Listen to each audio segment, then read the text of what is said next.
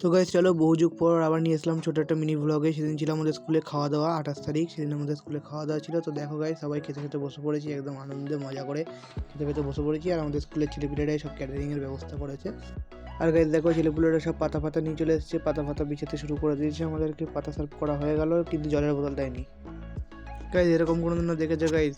আগে রাইস না পড়ে আগে পড়ে গেছে আলুর দম। গাইস স্কুলের ক্যাটারিং বলে কথা, একটু তো ইউনিক হবে।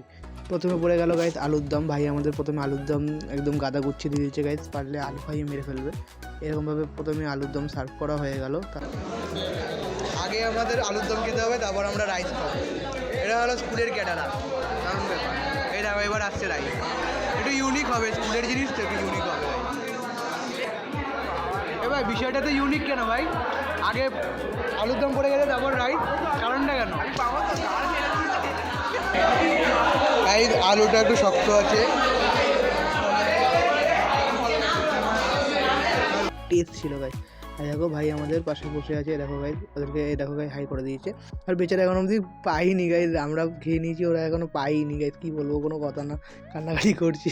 তোমরা এখানে আমারই এক বন্ধু ড্রেস ফ্রেস পরে আসেনি, স্কুল থেকে বিতাড়িত করে দিয়েছে। এই আমার বন্ধু খালি কক করে খালি গিলে যাচ্ছে, আর কার সাথে কথা বলে যাচ্ছে যাই না গাইস। দেখো খালি খালি ওই দেখো গাইস এক্ষুনি গিলবে, দেখো কক করে গিলে নিল গাইস। কও কও কও করে চিমচি পাচ্ছে খালি। বেচারা এখনো পাত ফাঁকা, হাফ খাওয়া হয়ে গেল।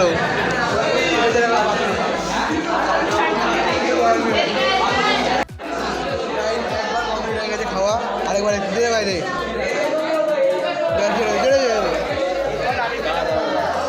আলাগো না, গাছ হয়ে গেছে।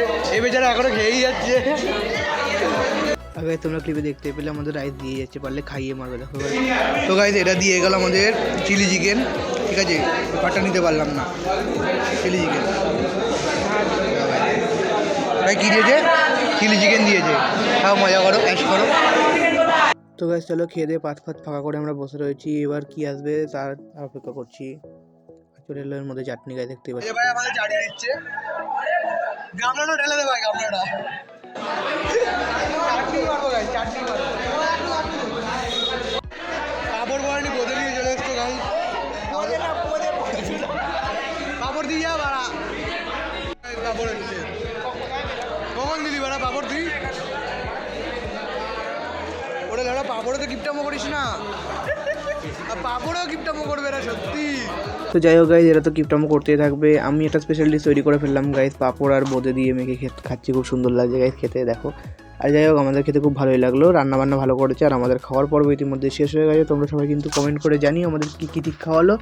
আর ভালো লাগলে লাইক কমেন্ট শেয়ার। টাটা।